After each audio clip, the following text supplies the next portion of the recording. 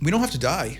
If we can figure it out, we don't have to die. You think we can live forever? Are you old enough to remember VHS tapes? Yeah. You copied a VHS tape from another VHS tape. It came out okay. If you copied another one, it came out less okay, more static. You copied 4 or 5 from the copy of the copy of the copy, they get less quality. I mean, that's what happens with cellular reproduction. Are there any supplements out there that will increase the size other than a Cialis or Viagra? Nothing that's proven to do that, because I'll tell you this right now. Once again, if you want to know if something works or not, just check to see if it's being delivered to you by a Fortune 500 company. Because if it's not, it doesn't work. If you could pick one that's illegal to make legal, what would it be? And then vice versa.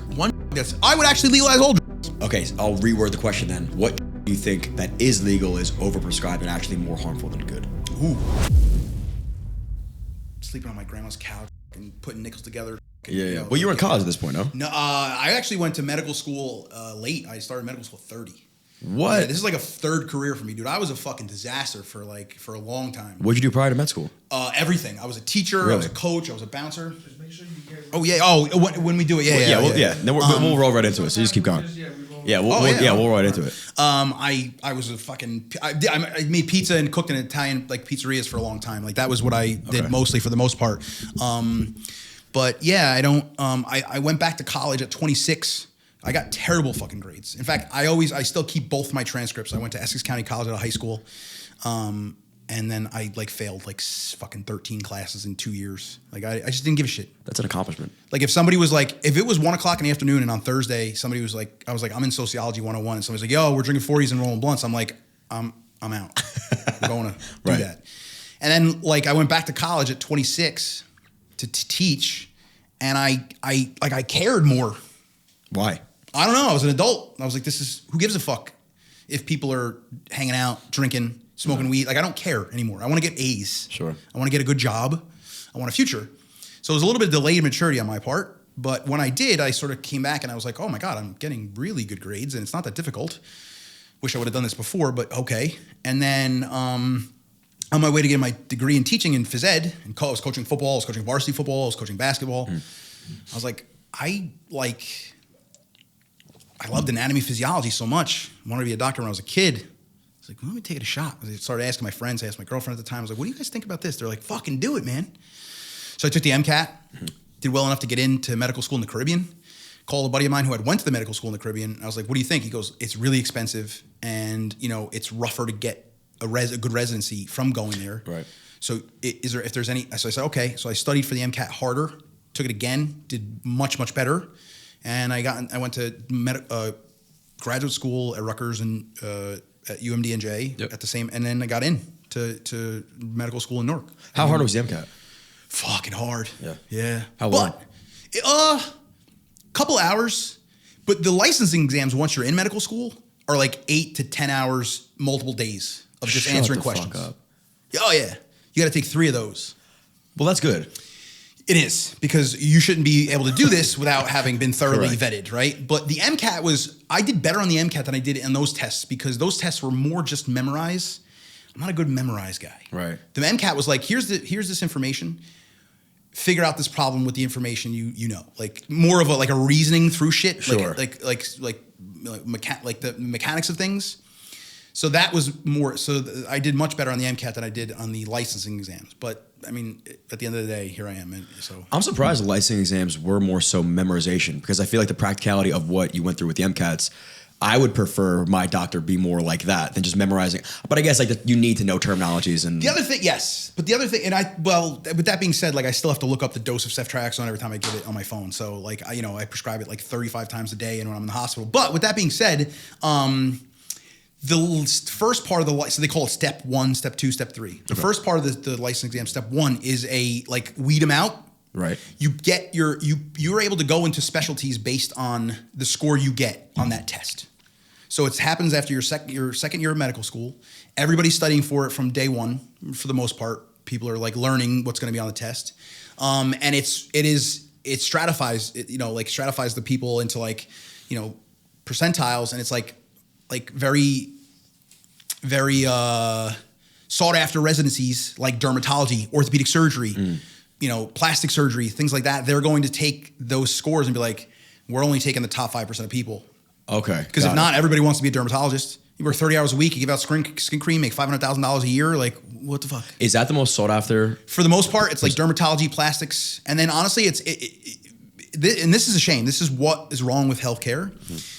From a doctor's perspective, is like the rewarding people who do really well, who should be in the ones like life-saving ones. Sure. Those people would rather go into things that are going to make them a good life. How is that? Like, that's not a bad thing for the people on their part. Like, I want to be able to have a schedule that I can predict and make enough money to pay back my student loans, spend time with my family, friends.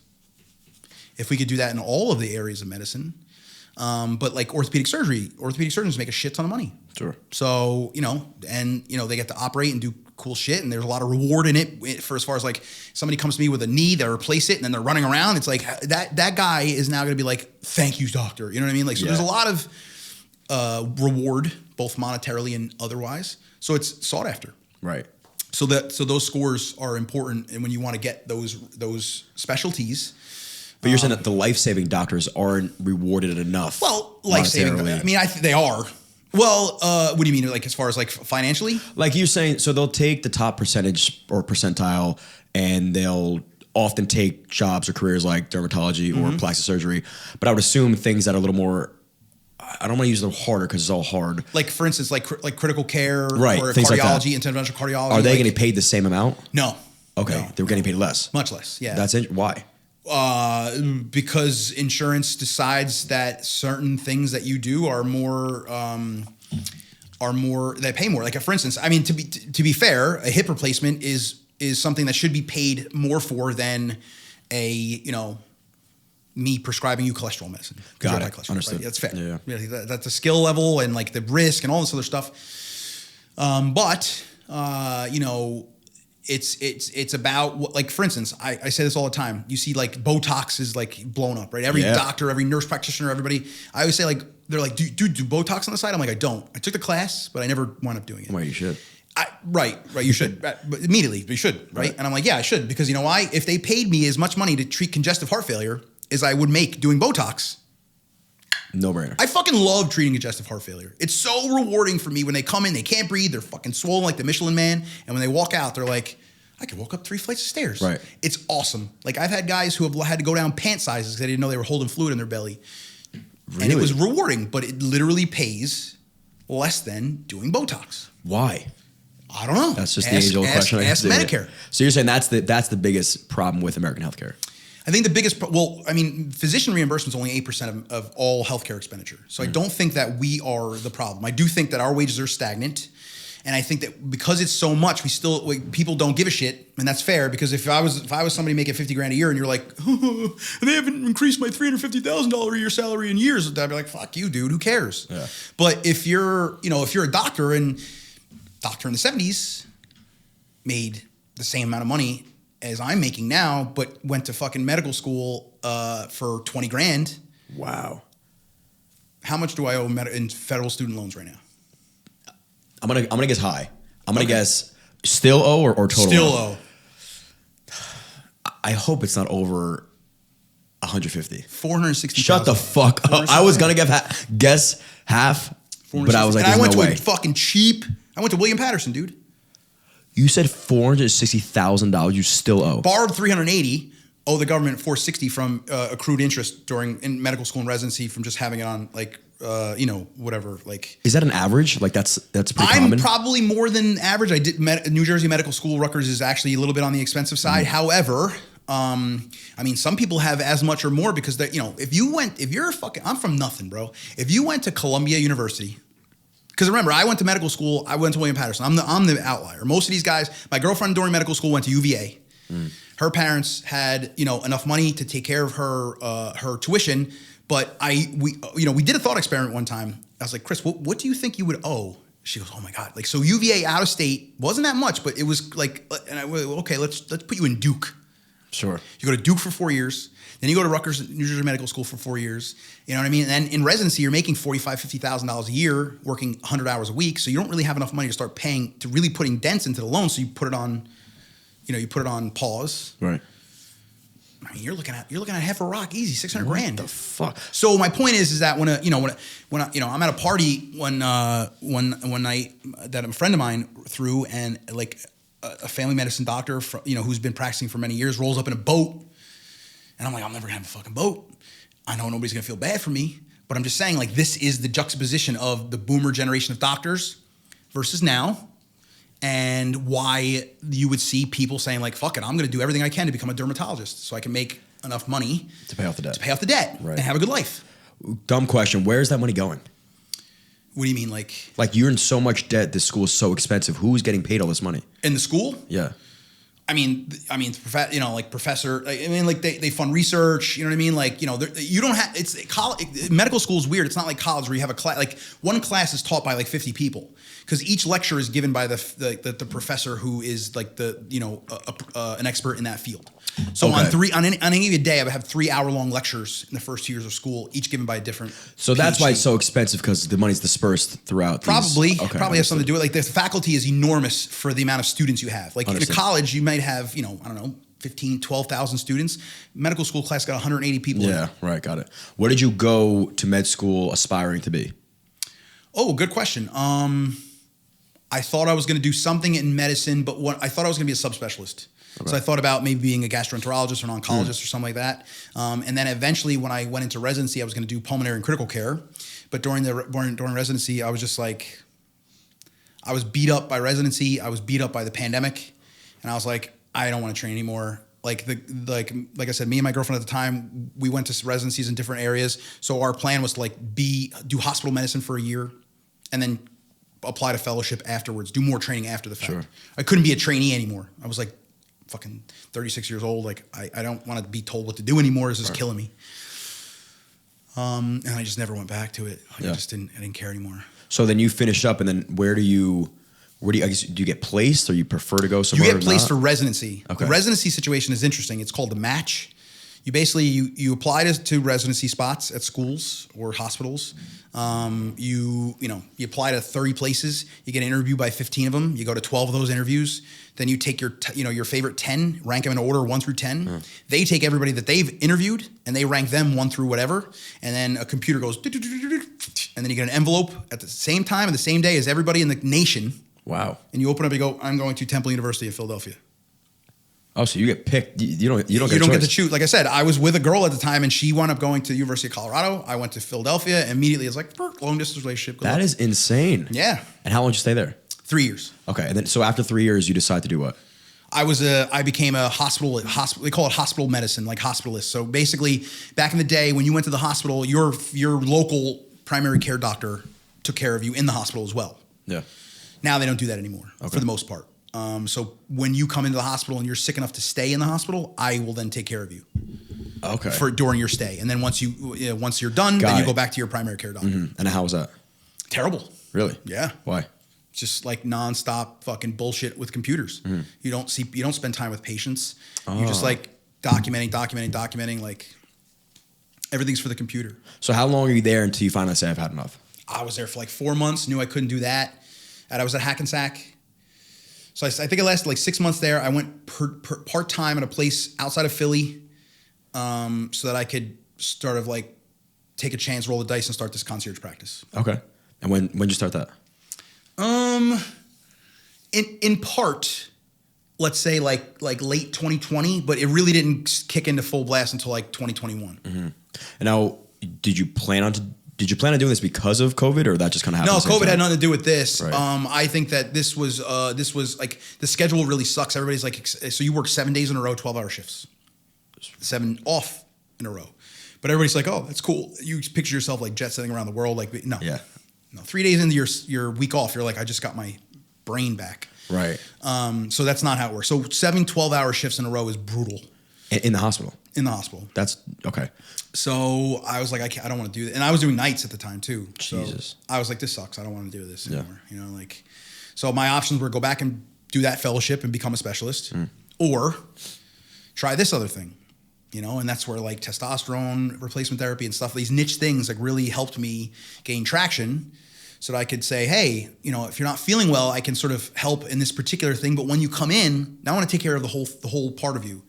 So a lot of people in the beginning were like coming to see me for just one thing, and then they were having their primary care doctor, but then they seen that I was more accessible, spent more time with them. Yeah. And they were like, do you want to just take over? I'm like, yeah. I secretly been like waiting to do that since the entire time. Sure. So yes, of course. Understood. That's where we are. Okay. I mean, from outside looking in, that would be what I would be most excited to look into as well. Like the male hormones and human performance. Love like it's so love intriguing. men's health. Right. And longevity is because we're men. Like I want to know more about this. I want to learn more about this. Yeah. And I want to provide that information to other people. Right. What do you focus on primarily now? I think when it comes to like what I read, it's in two like places. One is like I up to date on all the newest guidelines for chronic disease and prevention of that. You know, like there's been a lot of good studies lately about older drugs that are well known being repurposed for whether they're heart protective or, you know, like there's a drug that treats gout that apparently has a 25% reduction in heart attacks in people who have coronary artery disease called colchicine. How common is that? How common is that? What that like a new like a drug has been around for a while? Is a drug that was used for one thing and then you discover, wait, it's actually more beneficial for something else. That's where Viagra came from. I was just about to say it was Viagra, right? Turns out, so it's originally designed to treat something called pulmonary hypertension. Okay. Which is high blood pressure in your lungs. Got it. But everybody had raging erections in the trial. That's crazy. So they're like, fuck it. Yeah. You know, and mechanistically it works. It increases, it keeps it. So you make nitric oxide inside your blood vessels that opens, like you make a thing inside your blood vessel that opens that blood vessel. There's an enzyme that destroys it immediately after it's made so that you don't like keep your blood vessels open all the time or else you would go in shock. Sure. So like that, like creation and destruction of nitric oxide at all times is one of the things that governs the opening and closing of blood vessels. Well, Viagra and Cialis, they stop the enzyme that destroys nitric oxide to keep it in there longer. So if you destroy the enzyme that destroys it, it will stay there. Blood vessels will stay open longer. Blood to the penis gets in, engorges it, and then it doesn't make its way back out because it pinches itself off. I mean, the mechanism was designed to treat the lungs, which it does, but then that's why it works for erectile function. It's also why people take it to get a pump at the gym. I was going to say, so Viagra isn't necessarily making a man hornier or just directing blood flow to the penis. It's the entire body. Yes. That's why we still do. Yeah, I have many of my patients who are on testosterone for libido. It doesn't improve their erections because there may be a vascular issue there. So there are things that you can take to improve your libido. Yeah, testosterone being the number one. In fact, the number one like indication for testosterone replacement therapy is poor libido.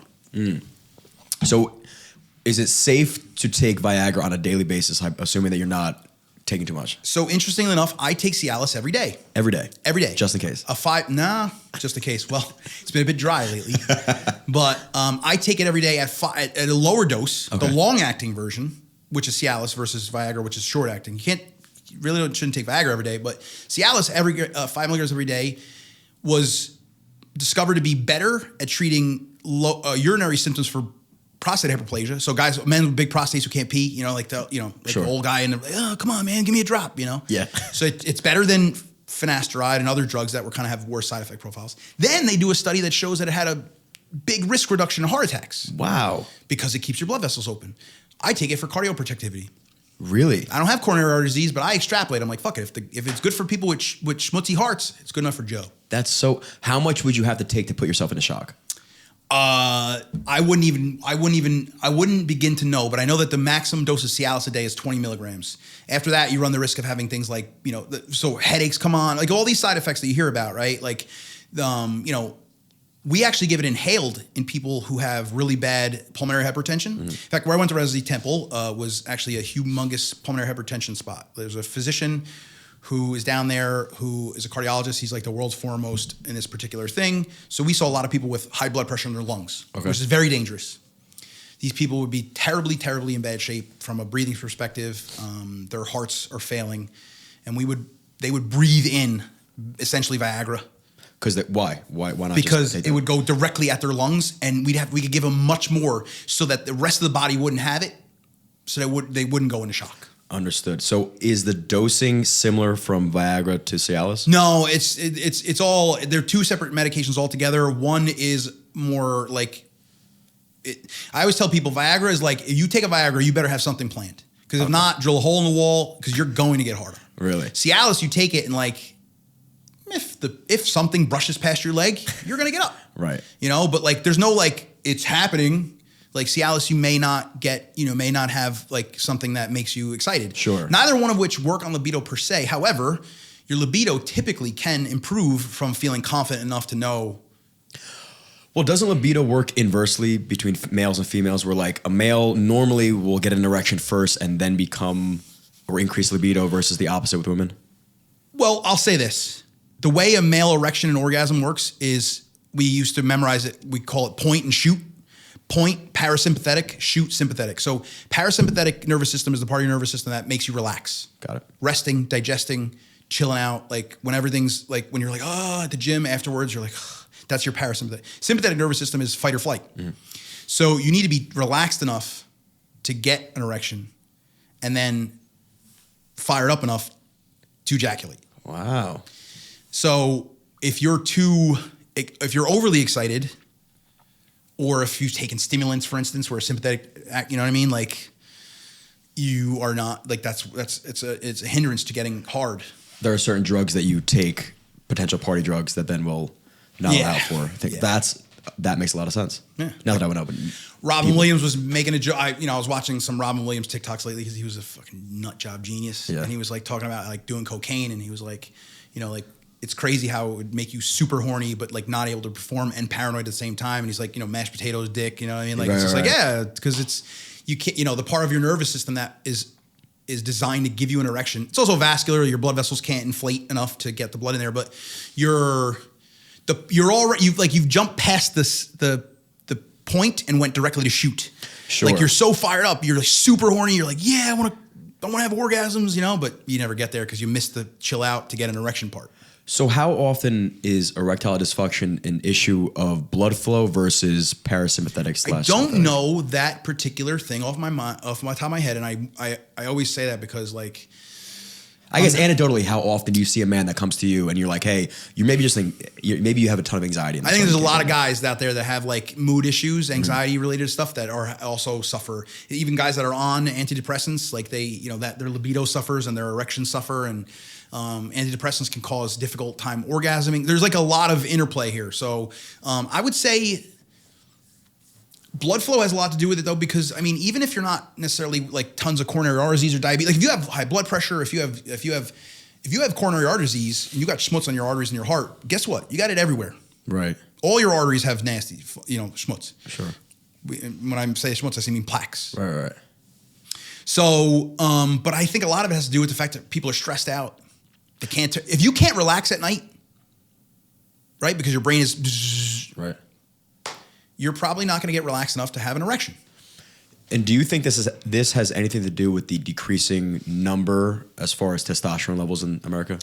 That is interesting because I was a member of this research group called the Androgen Society for a while, and they had proved that the decreasing testosterone levels were not just from aging. Really? We think that it's usually age, and it's true. It does go down with age, but it's inevitably or often? Inevitably. But there are men that are like 60-something years old with like mega high testosterone levels still. My dad's 58, has a I would consider it a, what do you call it, right in the middle? Yeah, like 500 or so. Right. So and it's like so much lifestyle driven. Really?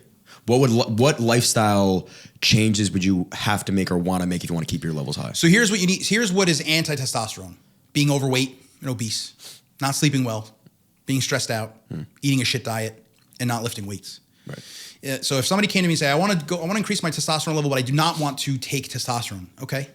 Should I take these No. Don't take any of that shit.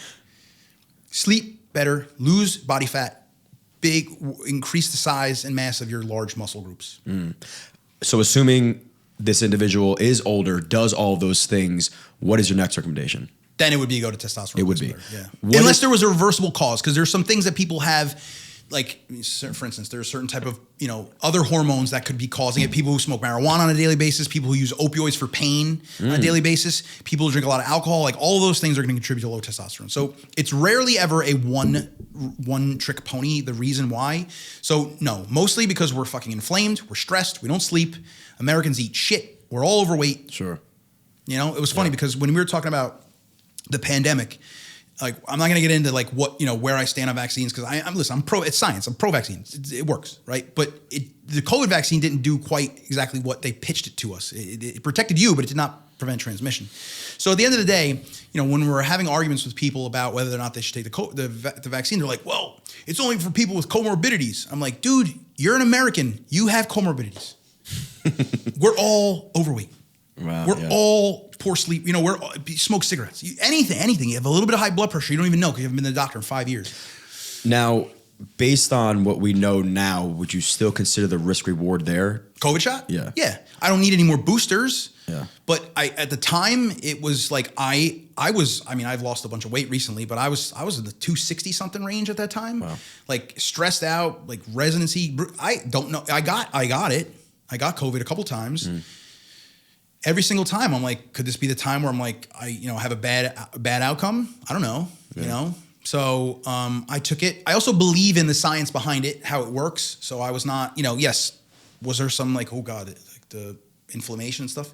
It's like, yeah, dude, but like if you and me are in a bar having a conversation about the COVID vaccine and its dangers, you can't be coked up because whatever you just put up your nose was in a Peruvian kid's butthole about 12 hours ago. Exactly. Like, it's not fair that we're discussing the risk benefits of that, where it's like you do stuff on a daily basis that is completely and totally dangerous to you. Sure. Not to get sidetracked, but especially the coke that's around here. New York for City, sure. It's all stepped on, all fentanyl For sure, based. man. You take one bad line, you're done. That's it. I mean, you're at a rave. I don't know nothing about rave culture, but like, I'm sure it's still somewhere where people are fucking dancing and doing drugs.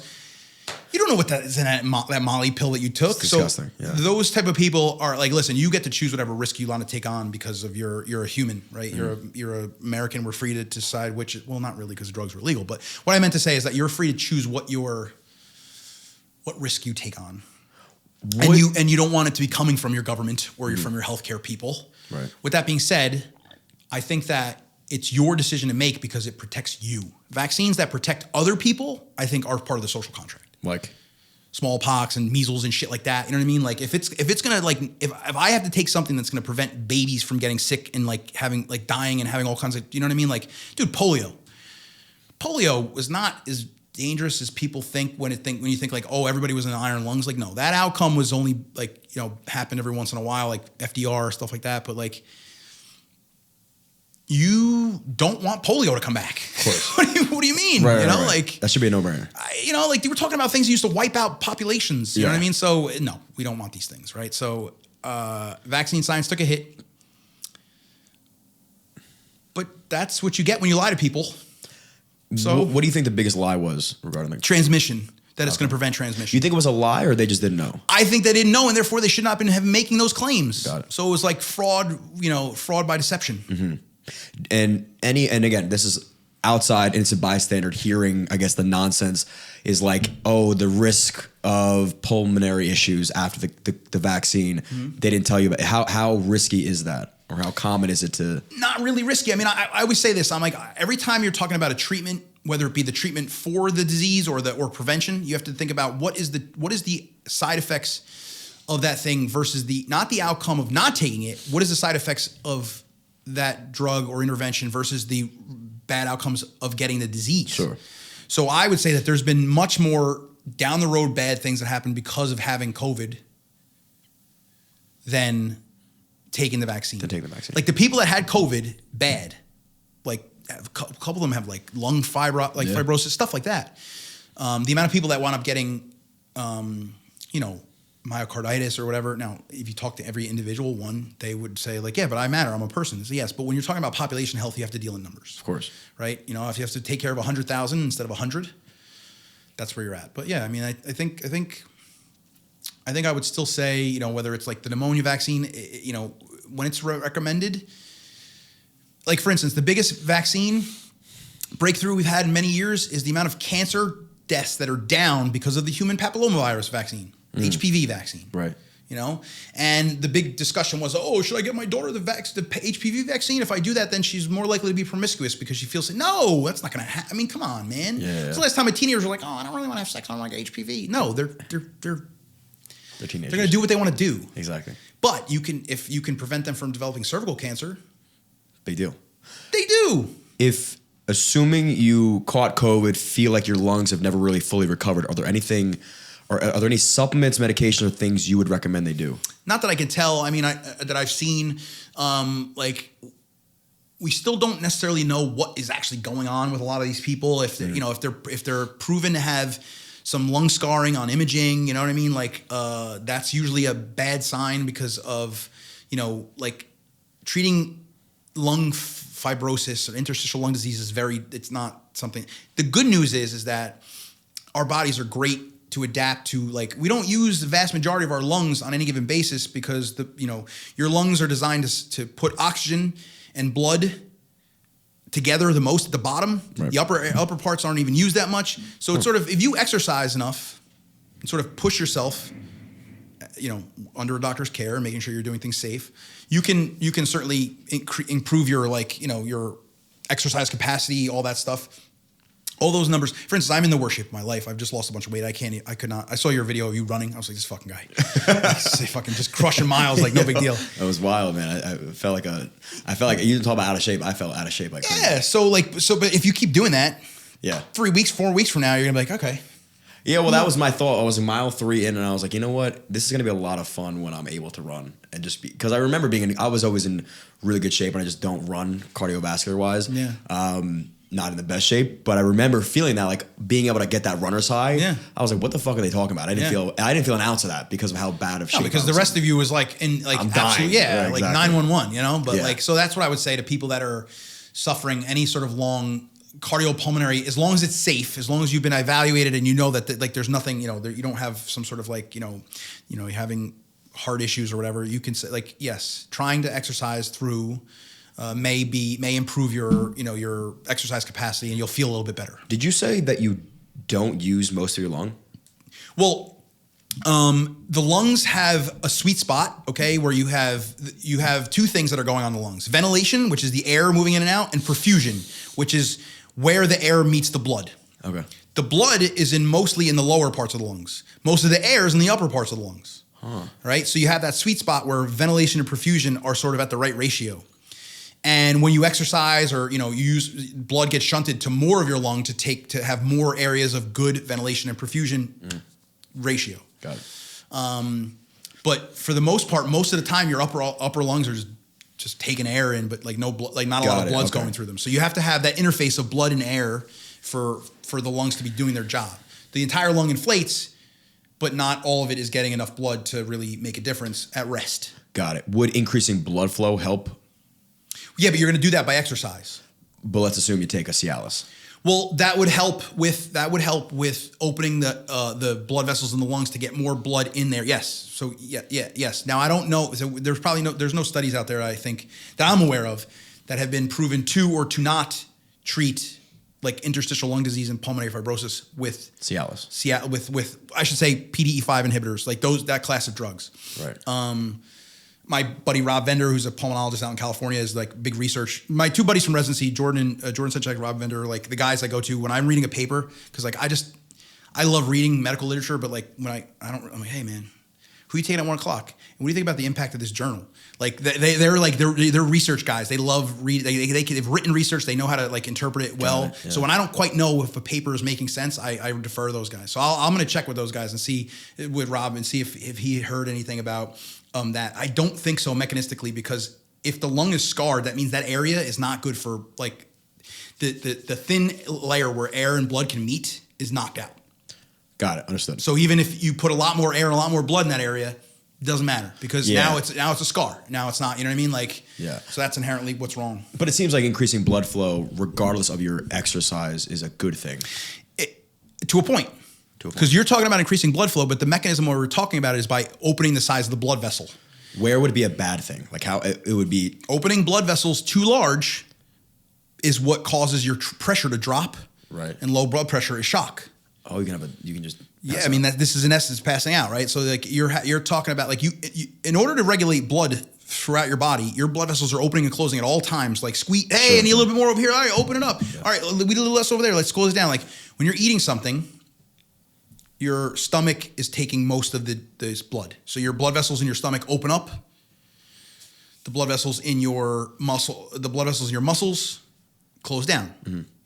When you're running, like you were, your genitals and your intestines are getting almost no blood. Well, it's funny because I think I've expressed this to you because of my Crohn's. Like anytime I used to run, and actually I didn't experience it the time I ran last week, my stomach would kill me. I wouldn't be able to digest anything. And it would be like stomach pains during the run, and then I'd be cooked the rest of the day. I mean, very well possible that like the taking away of blood flow was like your stomach wasn't happy. Now, I don't know if you had what we call ischemic gut, which is like, because when you have that problem, blood flow to the gut is interrupted and areas get like die, like parts of bowel die. You know what I mean? Like it's very dangerous. Like people have blood clots that are to their intestines, stuff like that. But on the whole, if you're getting less blood to a needy intestine because you're shunting it everywhere else, it's very possible. But so would it be possible that a Cialis is good for a leaky gut? That's a jump that I'm not willing to make, brother. I can. Yeah, I think that you're asking a lot of great questions, and I think that there are researchers that will be hungry for And the thing is that this is what's great about science. Hypothetical questions in science can be answered. It seems like testosterone and Cialis are the two miracle drugs. There's a bit of a cocktail that I put most of my patients on who are on their way up in age, who sort of like, I want to protect their heart. And it's usually Cialis, the colchicine I started using now. I put them on cholesterol medicines, put them on testosterone if they benefit from it. And I've been using diabetes drugs in non-diabetics for longevity, you know. Really? Yeah. And now there's a couple of new supplements that are out there that are sort of like taking the world by storm. That are mostly just replacing your natural like stores of this thing. You know, I don't know if you've heard of NAD plus. I have, but explain it to me. It's basically it's a molecule that accepts and drops off protons, hydrogen atoms. It's involved in like so many of our cellular processes that, and as we age, it drops off. Okay. Like you take somebody who's 60 years old and somebody who's 30 years old, and the amount of NADH, NAD plus on that 60-year-old is much less than the 30-year-old. So people have been replacing it, and I got a couple of patients who take it. I'm like, what's going on with you? You look like you're Benjamin Button, like you're aging backwards. Really? I mean, I don't know. I've been doing a lot of reading on it lately.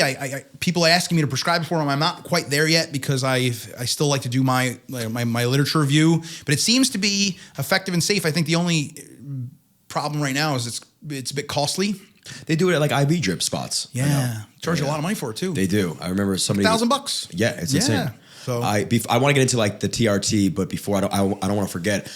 As of just this morning, somebody sent me some sort of article about the kind of similar to what you're saying about NAD, progesterone, and men are taking progesterone and noticing anti-aging effects, feeling younger, looking younger. Have you done any research? Have you heard anything about it? I have not, because I think that's also like, once again, everybody's looking for something. Right.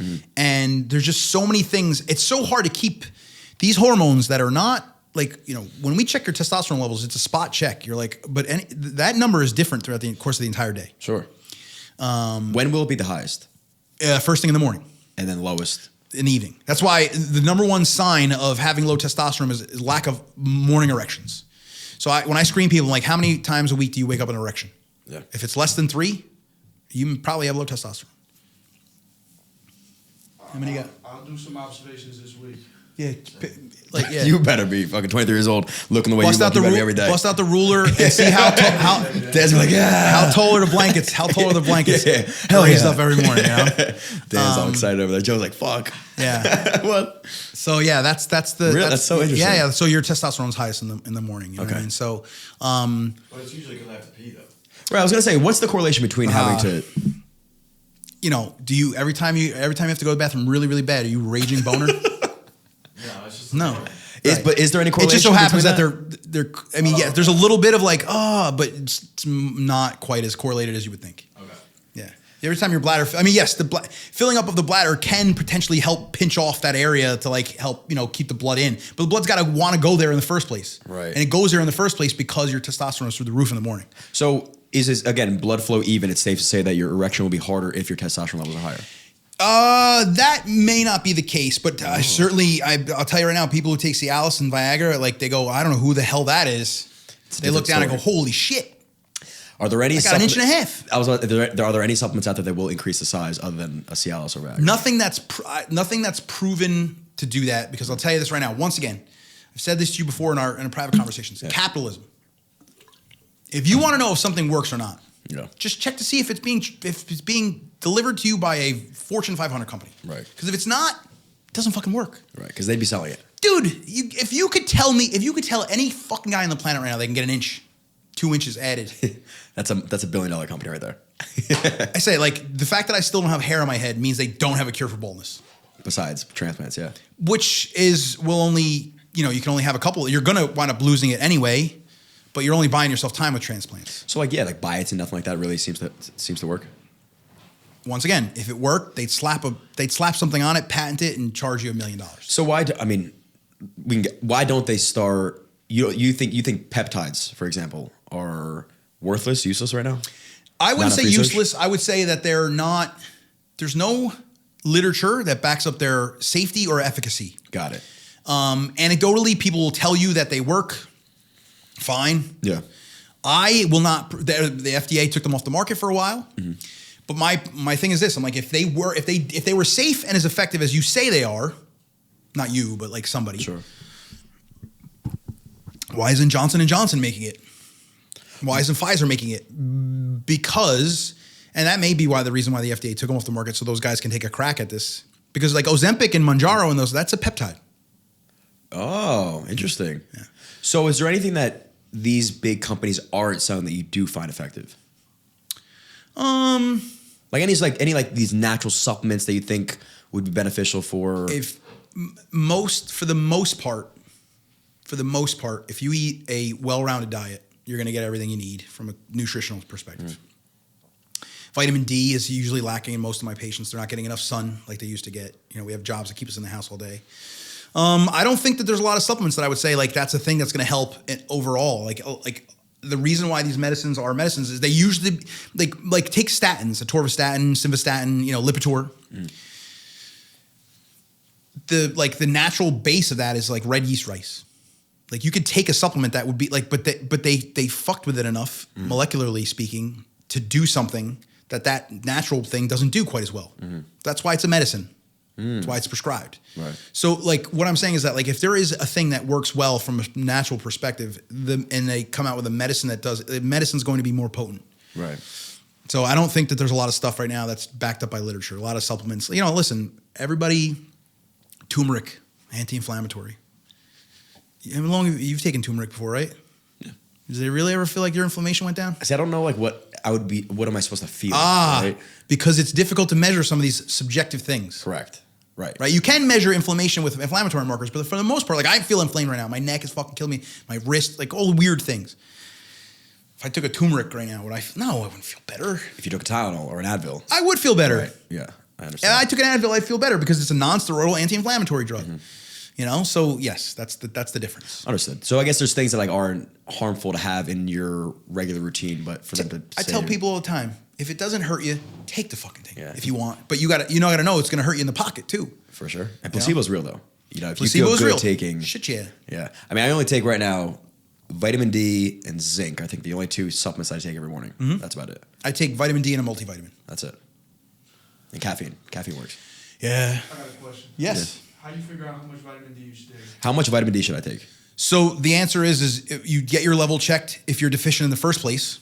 And then if you are deficient, how far away from truth is mostly times like 1,000 or 2,000 units a day, international units a day is good enough. Some people don't absorb it as well or whatever, and they have to take like a 50,000 once a week. So it would literally be based on your level and whether you're absorbing it well enough. What is the correlation between vitamin D levels and testosterone? Because I've heard mixed. I mean, I heard back in the day, like in the 70s, these guys were ripping vitamin D and eating 12 eggs a day because it was similar to taking a D-zine cycle. There's not any like that I'm aware of. Nothing correlated quantitatively that says this much vitamin D is going to equate to this much improved testosterone. I don't know of that study. Yeah. I actually don't. The thing about vitamin D that sucks is that most of the stuff that we think potentially vitamin D might help with is not necessarily proven by any studies because they have, in fact, at Rutgers, there's a professor there who was a vitamin D specialist, and all she was allowed to teach us about was bone health, calcium and phosphorus regulation, and osteoporosis prevention, all this other stuff, because that's what vitamin D is proven to do. But we think it has a lot to do with mood. There was a study published that showed that while vitamin D is likely play a role in depression in countries that don't get a lot of sun, supplementing it, and people who had low vitamin D and depression did not improve their mood. Wow. So did it prevent the onset of depression to have a good I don't know. But we do think it has something to do with mood. We think it has something to do with hormone production. We think it has something to do with immune health. Got it. I don't know, but I'll tell you this right now. I get sick less often when I'm taking a vitamin D supplement. However, can't say that like officially because there's nothing to back that up. What about zinc? Also nothing to back it up. Really? Vitamin C is the biggest baloney. You know what vitamin C helps with? Scurvy. Literally scurvy. That's Pirate fucking disease when you have not enough citrus. Yeah. Like literally, not citrus, vitamin C from citrus. But the point is like it doesn't do, and there's been tons of studies. We in the intensive care unit in residency, I had a patient who was very sick with a septic shock, raging infection. Oh shit. We were throwing shit at the wall. We gave him high doses of vitamin C. Bang, bang, bang. Did nothing. Really? Yeah, it did nothing. So people do not have a better immune system on vitamin C. It's just placebo. So it doesn't help when you're sick? No. What am I taking it for? I don't know. To make the person who sells the halls very rich. What? I'm duped. So what do I do when I'm feeling like shit? Wash your hands. Stay away from other people. Hydrate yourself. Hydrate, okay. Hydrate yourself. Electrolytes? Yeah, but electrolytes are important because salt tends to keep the water in your body. But when you have a fever, you lose 100 more ml per every degree of temperature that you're like if you're a fever of 101, that's 2 degrees above your normal body. You're using 200 ml of insensible losses every hour. Okay. So you like insensible losses is like air, water coming out of my mouth, sweating. Sure. Okay. You lose more when you have a fever. So people get dehydrated, especially if those norovirus is going wild in New Jersey right now. Right. Abdominal virus. Yeah. People get diarrhea and have a fever. You're fucked unless you hydrate yourself. Okay, so IV drip. Not IV drip. Your functioning gut, you're okay. Now, IV drips are definitely becoming more of the rage. And I think that's a faster way to get that in you. And if you're oh, I'm feeling dizzy or whatever, but if your gut is working, you can drink. You don't want to drink sugary stuff because that can worsen the diarrhea. The IV drips are usually something that can make you feel better faster. So if you can do it, do it. But if you can't afford to do it, I would take a Gatorade, split it with water half and half, and make sure you're getting that. Understood. Wow. I feel like a lot of placebo out there. You think you take these things, it's gonna make you feel better. And Johnny, there's a lot of money to be made in placebo. Wow. Okay. Testosterone therapy. What is the difference as far as dosage between that and then let's say like the baseline of what we would consider like a steroids. Performance, right? A performance stack. Okay. So most of my patients are on about 100 milligrams a week on average. Some less, some more. The most basic steroid stack with like Decadurabolin or Anavar or whatever usually has 500 to 600 milligrams of testosterone a week. That's insane. So usually 5 times as much. I remember we talked about it one time, the study that I forget who presented, maybe Jeff Nippert presented it, or that's where I heard it from, and it was about they put people in 4 different groups, right? Mm-hmm. They ran through an 8-week cycle, and they had people that were training, like lifting, enhanced. Remember this discussion, yes. Training, unenhanced. Mm-hmm. Not training, enhanced, and then not training, not enhanced. Not enhanced. Obviously, the people that were enhanced and lifted training. they had like, I forget what the number was of like 8 pounds of muscle growth in 8 weeks, which is insane. Yeah. But the second best group was the people that didn't train and took steroids. Correct. But the difference was they were taking 600 milligrams of testosterone. That's 6 times the amount that you're providing to people for TRT. That's why my people must also exercise. You force them to. I don't force them to, but I recommend it strongly. Listen, at the end of the day, I'm a doctor, you're a patient. We're not prison guards and prisoners. You know what I mean? Like, I can't force anybody to do anything, but I recommend strongly, like, listen, and the proof is in the pudding. I'll give you anecdotes. Some of my patients that have been very interesting to me are the ones that have come to me at 300 plus pounds, 290 pounds. Testosterone's 150. Jesus. They have sleep apnea. They're miserable. Mm-hmm. I put them on a weight loss drug and testosterone at the same time. I get their testosterones up to like 500, 600. They're feeling better. They're exercising. Then they start to lose weight. And no increase in the testosterone dose, but 5 months later, they're down 60 pounds. And their testosterone is now 1,200, 1,300. Wow. And we have to actually back them off the testosterone. Down or off. Is so interesting. Because their endogenous production actually ramped up. Because now the anti-testosterone production body fat is gone. They've been exercising. Their muscles are getting at least a little bit bigger. Their own production is now back, which is rare because once you start testosterone, having your own production kick back on is very rare. So would you say the leading cause of low test would be obesity? I would say in America, it's probably sedentary lifestyle, poor sleep, and obesity, and some combination. Wow. And so you said, like, you used the example of 100, right? What is the range for testosterone? That's an interesting question because the range that you get in your lab work is like 250 or 300 to 1200 roughly. Would be considered average. Anywhere in that wide scope. And that wide scope is a lot to do with the fact that we discussed, like, your testosterone goes up and down throughout the day, right? But the problem I have with that is they use people who are of varying degrees of age. So it's like anywhere between 18 and 80 something to make up this reference range. Right. And they also use Americans, which are like, we have, like, so what's normal? I don't know. Not what we fucking walk around with every day. Like, this isn't normal. Nothing about our life is fucking normal. We were not designed to do this. I was designed to live in a cave, creep out every once in a while, hit something over the head with a stick, drag it back to feed my family. Right. Right? Took me, I was like, now I'm like, oh, God. Oh. And I got to do it on a walking pad so I get my steps in. Right. Are you fucking kidding me? This is America. Yeah. But hey, you play the rules by the game. You play the game by the rules that are set. So I have no control over how we live. We are not in physical good shape. We're eating terrible food, all this other stuff. So that combination is, so I don't know what a normal number is. I know that I start to look at people when they have a combination of clinical symptoms, low libido, no morning erections, erectile dysfunction, loss of energy, support exercise recovery, plus a testosterone in the 200 to 300 range.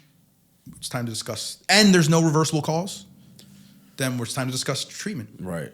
And I remember there was I forget what the book was called, but it was because everybody hyper-fixates on America and our diet, right? How bad it is. But what they overlook is the amount of stress we have. And it's less about like, we do stress over finances and stuff like that, but our phone addiction and our electronic addiction, we're constantly in like this sympathetic, Absolutely. fight or flight mode. Absolutely. We're never turned off. Never turned off. And that has to be tanking. What is killing people's sleep? Fucking doom scrolling at night. Yeah. I started reading books more lately, like actual physical books to get my attention span back and get my sleep back together so I could. Is it helping? Because I need help. Really? I'm telling you, my memory's improved since I started reading. Dude, my memory's so bad. It's because of your attention span. It's not your memory, it's your attention span. Really? Yeah. Memories are created right now in this room. This is a fucking pretty cool room. Thank you. There's all kinds of cool shit going on, right? Like, and I have a terrible attention span, so I'm like, Our brains, through all of our five senses, are taking in every single piece of data in here. If you guys had a hard drive big enough to take in all this stuff, you take a picture on a high-res camera. It's only a picture, so it's only visual. It's not auditory, olfactory, tactile, all of the senses. Mm-hmm. You have to choose which pieces of information make it past that initial intake to get to your short-term memory and then get started as long-term memory. Sure.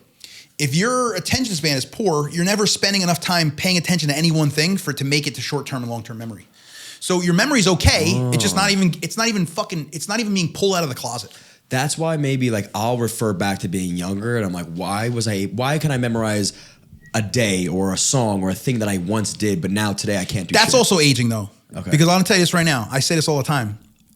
Like, we talked about why I did better on the MCAT than the step one. It's like, I went to the guy, the dean at the school. He goes, "You're fucking old, man." If we put on Wu-Tang Clan Triumph right now, I could probably rap 75% of the song without fucking up. Right. I have been a fan of Mac Miller for the past 4 years. I just discovered him later on in life. Like, I didn't know about him until he passed away, unfortunately. Right. And I'm a humongous fan. I have a fucking portrait of him on my wall. I don't think I could rap one Mac Miller song from start to finish. But you don't think it has to do with what you just said, that your life is now more consumed by other things? I think it's a combination. I think it's my attention span sucks. My phone is killing my ability to remember things. Right, me too. Not to mention, it remembers shit for me. Getting here. I used to be able to get to the Holland Tunnel without using a map. Sure. No way. If I didn't have my GPS right now, I'd be like, where the fuck am I going? That's so scary, man. And it's like this balance of like, what do? You can't live without your phone. But having it attached to your hip is not great either. I like to read and watch. Like, I'm watching Silo right now on Apple Plus. So it's funny, watching shows I think would be even better for my attention span. Absolutely. You have to put your phone in another room. I know. And then watch the show. Yeah. Because I'll tell you right now, I watch a show and then I got to go fucking on Reddit afterwards. Like, what did I just watch? Because I was on my phone the entire time. Yeah, exactly. But yeah, reading books. So yes, our sleep is terrible. But back to what you were saying, the stress. We're always turned on. I have a lot of females in their 40s come to me. They want blood work. They're tired beyond belief. Something's wrong. It's got to be. It's got my hormones. We do the blood work. They come back. They're devastated because the blood work shows nothing wrong. Mm. And I say to them, I go, let me ask you a question. How many kids you got? They're like 2. I'm like, okay. When I was a kid, my mother, she'd say to me, what are you doing in my house? If it wasn't raining or dark, I was out nailing a piece of plywood to a skateboard and throwing myself down a hill. Yeah. Or playing basketball or something. Or in my room playing video games, but like not a problem for my parents. Right. If you're a parent now, you go to work at your stressful job and you come home and then you fucking Uber, you become an Uber driver, right? Everything that kids did for free when you were young, like go to the park and play, and like now it's like dance classes and fucking softball and a year-round baseball hitting and year-round this and strength and conditioning. I mean, these kids are 7 years old. You're doing strength and conditioning. What are you doing? Yeah. Stressful jobs have gotten worse because in addition to hard like working, productivity is at an all-time high. People's job being a parent and their home lives, crazy stressful. Right. Like they never turn like used to like. I said I was having a discussion with my buddy Sean. He had a kid, and I was like, Sean, what's it going to be like to be a dad versus his dad is a great dad. I love Mr. Grady. He's like, he would come home, pat us on the head, go to the fucking garage, crack a Bud Heavy and start tinkering with shit and come back in, have dinner, pat him on the head again, and go back to the garage and go to sleep. Like that was, he kept the lights on. Yeah. He kept them in clothes and, video games and shit. And now he's got to come home from work and fucking take him to this class and that, like it's nowhere near it's every nonstop. Like we said, the stress seems to be very overlooked, and we put it on ourselves. We're constantly nonstop, and it is it's taking a toll on testosterone for men. I mean, would you consider testosterone like the pillar of male health? Like that's what you look for first? Well, I guess the question becomes like, what do you define as health? Well, because I would consider unhealthy lack of energy, libido, depression, anxiety. Right. Yeah, so like mental and physical health, right? You're obese, you can't move. Those things are not necessarily deadly. Right. But like, so I would say that first thing, most importantly, is to make sure that you're healthy from a cardiovascular perspective and like blood pressure, all that stuff. Right. But as far as like quality of life, yeah, I mean, I think it's very important that males have, a good testosterone level. I think that, we don't quite need it as much as we did at one point in our evolutionary lives because we're not, duking it out with nature and building railroads and all kinds of shit like that. But for the most part, feeling good. I mean, I don't know. People who are on testosterone replacement therapy generally feel better than those who have low testosterone who are not. Do you point to any other hormone that's as powerful or impactful as testosterone? On men? Yeah. In those areas, probably not, but hormones are finicky. Like we were discussing peptides before, right? You have tens of thousands, hundreds of thousands of messages to send in a body, and you only have a handful of hormones. How does it do it? Hormones act like the word fuck. The word fuck has a million meanings depending on who's hearing it. Sure. Right? Mm. If you ran out into the hallway right now and screamed fuck on the top of your lungs, 13 people would hear it and they could have come up with 12 different reasons for you saying that. Mm-hmm. Hormones deliver their message based on the receptor. Right? So one hormone may do 5, 10, 15, 25 things, but the cell that receives that message may be built to do something different. So one hormone can have a lot of different impact. And that's why I say like growth hormone. Oh, let's do growth hormone. Like, dude, you don't just grow your muscles. You grow other things too, like your fucking jaw and your head and your skull and your heart, and your liver and all sorts of stuff. So it's dangerous to do that stuff. Right. Because you don't get to sniper hormones. Hormones are shotgun. Not a sniper, a shotgun. I love the analogy, but I think that's the biggest misconception with testosterone, right? Like you hear somebody's on TRT or he took testosterone and you're assuming, well, he just wants to get bigger muscle, right? They're on gear, right? They're taking what the bodybuilders are taking, but it can help them with overall confidence. It can help them with handling stress. It can handle, I think that's like the biggest thing, that you handle problems a little bit easier when your levels are in check and when they're not out of range. One of my patients gave me the best analogy that I use to this day. He said, if I feel like it got me out of first gear. Like I was able to I was going through the motions, but now when I take out the garbage, I take out the garbage. I swept the yard, you know what I mean? It didn't quite oh God, I can't fucking believe I have to rake the leaves right now. Yeah. You just did it because it was like, okay, Yeah. I can do it. But I tell people that come to me for testosterone, I'm like, hey man, surf clubs is closed, brother. Nobody's getting jacked on Dr. Sambataro's dime. Like, no. Right. You're You not. want to get big, you got to do the macros and the lifting and all the other stuff. Like, but I'm here to make you feel better, slightly better if I can, more than that, but not, we're not doing any performance enhancing. That has to be done the old fashioned way. So you're not taking a client that says, hey doc, look, I'm blasting. I'm a bodybuilder. I want to get as big as possible. Can you help me? I don't judge anybody. Right. I'm a harm reduction fan, meaning like I'm of the opinion that we're all going to do stupid shit. How can we do it in the safest way possible? Mm-hmm. So I would take that patient on knowing that they're not going to get anything from me that would put them in harm's way. Sure. Try to counsel them out of that. Mm-hmm. But if they're going to do it, I'm going to try to coach them through, to keep them safe. Like they're, we talked about Dr. O'Connor. Yeah. The testosterone. Yeah. Like, he's a big fan of that. Like he's the guy that's like, his whole practice is built around keeping guys who take androgens safe. Yeah.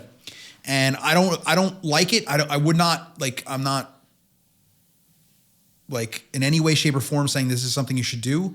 But I do say that like, I wouldn't shoo them away. I would just say, hey man, let's dial that down. Let's do this in a safer way. If you're going to do it, these are the things you need to watch for. What are the adverse effects? Let's assume that instead of taking 100 milligrams a week, I'm taking 600 milligrams a week of testosterone. Right.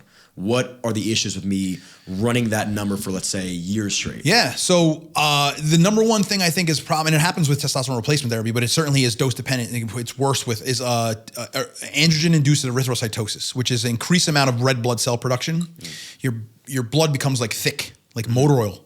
That can lead to cardiovascular issues, especially if there's already coronary artery disease there. Gynecomastia, stuff like that. Like, bitch tits as known, mood swings, that kind of stuff. High blood pressure. Watch diabetes too. It can have an effect on sugar, glucose metabolism. Stuff like that. Now I've heard that if you are taking that, donating blood helps. So it's a good way to fix the short term. Like, hey, you got it. We call it therapeutic phlebotomy, right? Where you got to take some blood out, right? People who have iron disorders like hemochromatosis or iron overload, where they have too much they're making too much red blood. They have to routinely dump blood. Right. But the number one way to fix it is to lower the dose. Obviously, this was said, just the dose dependent effect. Right. Okay, if you wouldn't want to recommend testosterone, would there be any other steroids you'd recommend somebody is like effective yet safe? No. Really? All of the other androgens are so much more powerful than testosterone. What about like an Anavar? Anavar was the one that got that everybody loves. It's a pill. If there's something called hepatic first pass, which means that everything that goes through your gut must also go through your liver. Mm-hmm. Anavar fucking fries the liver. Really? Yeah. Okay. Testosterone injections and other injectables do not have to go through the liver. So the liver does not have to process it. Anavar must be processed by the liver, and long-term Anavar use is going to lead inevitably to some liver dysfunction. Because I've heard that if you're a female, let's say bodybuilder, you're normally prescribed Anavar first. Yeah, because it's a lower profile of male virilization is what we call it, where like they get like male traits like enlargement of the clitoris, lowering of the voice, hair. You know what I mean? So you won't get that with Anavar, but you can less than. Okay, but because it has less of a switching over effect, but it's not. It like they've actually released some paper recently on it. Like Anavar is not as safe as you think it is. You know what I mean? Like, really? Yeah, but women are tough, man. Women, it's funny because we assume that women is estrogen, progesterone, and male testosterone. Well, everybody's both. But women, like for you, if you were a man, you'd say, I want my testosterone between 500 and 1,000. Women are like good at 25 to 35, 45. And it's a shame because I see these postmenopausal women who feel like shit. Right. And their testosterone production has caved with their estrogen production. But replacing it in women is much more difficult. Why? Because we don't want it's hard to dose them to the point where they're not going to have.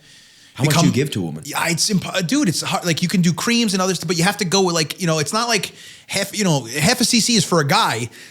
you do a tenth of a cc, you know, and then the next thing you know, they're gonna go, hey doc, how are you? Like, you know, it's really? like, it's Can like be that bad? yeah, man, like, you know, it's hard to keep them in, like, to replace it, that little baby bit. So we've seen it. I've seen it happen. I've seen women who get it replaced, but like I have to check them so often because, like, you know, the minute that number gets up to like 80 or 100, they're like, you know, it's like Macho Man Randy Savage walked in the room. But that's because that's interesting because a man that had that number, you would be like, that man can't put muscle on. Is it Take this up equal? with the people who like think gender's a construct. Like, it's we are different. We are very different. Sure. So you are saying like half a cc for me versus half a cc for a woman would react very differently. It would in essence turn her into you. I mean, that is the treatment for body dysmorphia when it comes to gender. Like, they take testosterone. Sure. In fact, interesting anecdote. I had a patient of mine who was on testosterone replacement therapy who had to start locking up his testosterone because his teenage daughter started to feel like she was in the inappropriate body, and his concern was before she was evaluated appropriately. That she was going to start sneaking his testosterone shots, and he was right because he found one of his vials missing, and he's like, so he had to start locking it up like it was a gun. That is insane. Yeah. So, assuming that a female comes to you with similar issues that you would then diagnose a man, or assume he had low testosterone, what are you checking for, and then what are you doing to combat that? I mean, once again, we're checking for, you know, if there's any nutritional deficiencies, thyroid function, you know, any metabolic disorders that are going on, checking mood, checking stress levels, you know, checking to see if there's any like viral chronic fatigue things like, you know, hepatitis, Epstein-Barr, anything like that, you know, basically, you know, ruling out any other like treatable causes. But as far as like if their hormone production is low because they're postmenopausal or whatever it may be, it's a really difficult thing. I think in the future it will become more fashionable for women to have their. I mean, it improves libido in women too. Testosterone governs libido in both genders. What about estrogen impact on libido? Excess estrogen can have a poor impact on libido, especially in men. But it also will have. It's not quite as potent, but estrogen's job more is to, like, for instance, postmenopausal women who have difficulty getting lubricated. Right. In essence, their erectile dysfunction. Got it. Topical estrogen is the treatment for that. So we put it on their vagina. Yeah, I understand. And it oh, sorry. Okay. No, that's all right. Let's assume, like, let's say that testosterone is making men more manly, correct? If you add more testosterone, would adding more estrogen into a woman make her more feminine? I don't think that that's the case, and I think that I don't know. I'm proud to say that I don't know. What about a man if I started taking estrogen? Yeah, I think you like. There was just an episode of The Big Bang Theory I was watching recently, where the guy Wolowitz was like crying all the time, and like, you know, because he was like, I'm gaining weight. He was like very like, you know. And it turns out he was taking like the wrong dose of like something that was causing his estrogen to skyrocket. It's like in The Longest Yard where they give the guards estrogen pills. He starts crying on the field. Yeah. Fucking great scene. So when guys have testosterone that converts and makes their estrogens too high, they typically report being, you know, like having excess mood that, you know, changes and being, you know. Okay, so would you say the ratio? Because let's assume I'm blasting gear and I'm like, I don't feel great. And you find out that my estrogen levels are skyrocketed. Mm-hmm. Number one, is that like common? Number two, is that more important than me just having a high number? The high number will affect you long term in certain avenues, like there's bone health. There's a lot of things that that estrogen, you know, high estrogen will impact as far as like how you feel and pathophysiologically. But the answer is probably to just stop, you know, slow down, lower the dose. But if you're not going to do that, some people go on estrogen blockers. Those are not a good long-term. Those are, I mean, you're taking a cancer drug in essence. Really? Yeah. Arimidex and astrazole is a drug usually mostly to treat breast cancer, you know? So it's not a good idea long-term. But if you are going to do that, once again, harm reduction, if you're going to do that and you do take an estrogen blocker, you know, just know that that's something that should be something short-term. And testosterone replacement therapy, while estrogen blockers were prescribed in the past, we're getting the realization that like I don't do it anymore. I'm like, look, man, if you're having like gynecomastia or something, short term, couple weeks, sure, but like long term, the answer is lower the dose of your testosterone. You cannot tolerate this much. Got it. Your body's not reacting well to the high test. Don't just now take an estrogen blocker and assume it's fine. Lose body fat too, because most of the testosterone to estrogen conversion happens in body fat. So like have less body fat and you'll have less estrogen. Right. And then maybe, I mean, again, if you're doing it for sport, let's say you're a bodybuilder, jacking up your test levels isn't necessarily going to yield a better result. You may have to take something else. I mean, if they have to take it because they're set in their ways on like I have to do this because Right, what I'm whatever doing, it is. then it's like they might have to take a blocker. But once again, it's probably going to be something off the street too, because like it's going to be really hard to find a doctor who's going to be like, yeah, I'm gonna co-sign this blasting cycle by writing you an anastrozole too. Right. Or probably taking not. some sort of like insane. What is like the top of the top, like these what are they taking? Tren Is the holy grail of fucking Tren. Have you experienced somebody or a patient that's had? I know patients that have come to me after the fact. Like a lot of times when they're like 30 and they're not in bad shape, I'm like, you dabbled. They're like, yeah. And like, you ruined yourself. When you say ruin yourself, what do you normally see? Just like their testosterone production is poor, despite the fact that they don't have the profile of somebody who's overweight, sedentary, whatever. Like, and it's because when you take androgens from the outside, your testicles go, all right, I'm gonna go to lunch. Never come back. And if they're at lunch long enough, they never come back. That's so crazy. Do you run that risk of taking like a TRT dose? TRT should be considered to be indefinite treatment. So as long as you want to feel this way, you're probably gonna have to take it. Let's assume you took it for like 2 months. You're like, nah, I'm okay. The longer you take it, the less likely to be able to regain your own production. So, you may get away with turning it back on afterwards. I can't say. I'm just saying that there is a risk that you would lose more endogenous production. But if you went on it, you were probably low to begin with. So what are you losing? Sure. Are you fertile while you're on TRT? You can be, but patients who are on testosterone replacement therapy can have their sperm production inhibited because for the same reason. I don't turn off my testicles at the level of the testicles. I turn my testicles off at the level of the pituitary gland. And the pituitary gland sends out two hormones, FH and LH, FSH and LH. One is for testosterone production and one is for sperm production. I turn both of them off when my testosterone's up. So we tend to give them a secondary medication called human chorionic gonadotropin, which is HCG, which mimics FSH, which keeps sperm production hopefully going. Okay, so if you have a patient that is on TRT but he still wants to be fertile, you provide him with. You make sure he takes HCG. I tell them the risks and benefits. The potential risks of low sperm production. Sure. That it could be indefinite, and that this is not guaranteed, but it is a way that to do that. The other thing I started to recommend to people after having a patient who did this, which I thought was smart, is like. The other thing is, if you think you're going on TRT and you're going on it young and you want to have more kids, get sperm samples frozen.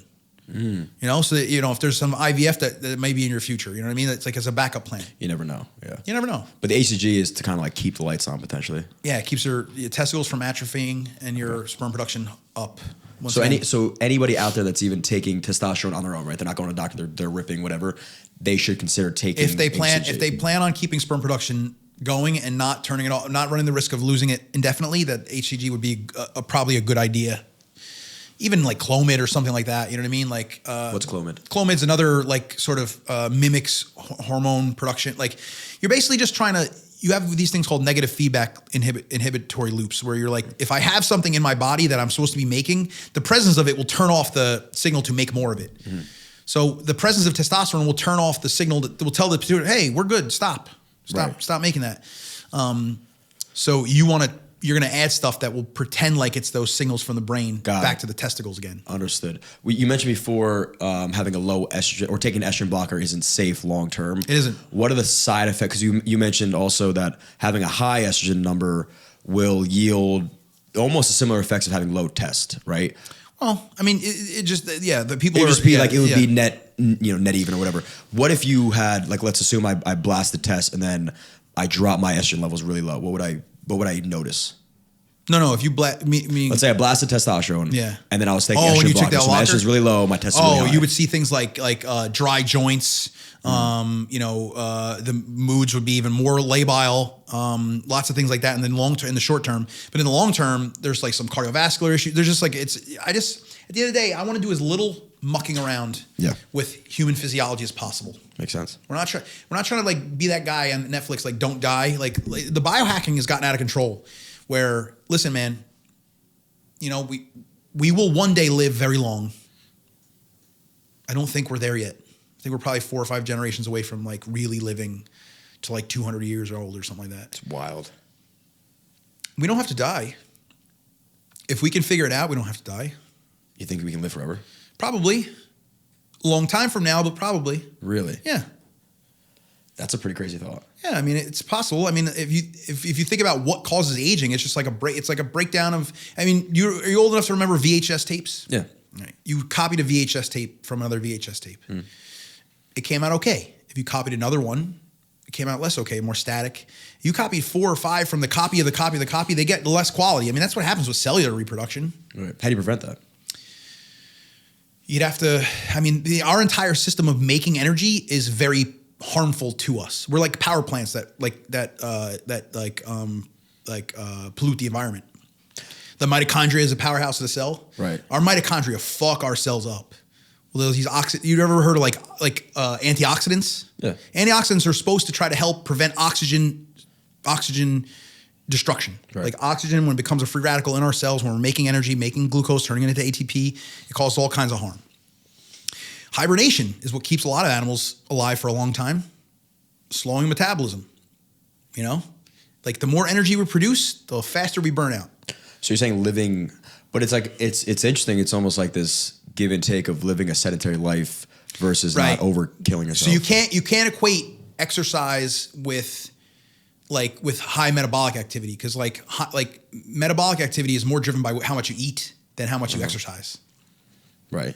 You know, like people get developed diabetes, which is basically a metabolic breakdown because they've eaten too often and spiked their insulin too long. Right. You know, you look at guys like David Sinclair, all these anti-aging guys, they're all like fasting, eating less. How do you feel about that? Yeah, fucking yeah. Really? There's only one thing that we know extends lifespan in mammals right now. That is caloric restriction. Restricting calories? Absolutely restricting calories, like science-backed, data-driven, will extend the lifespan of an animal. Restricting calories to a complete fast, or just decreasing the amount if it's being overfed? So there's varying ways to look at it, right? So like decreasing calories on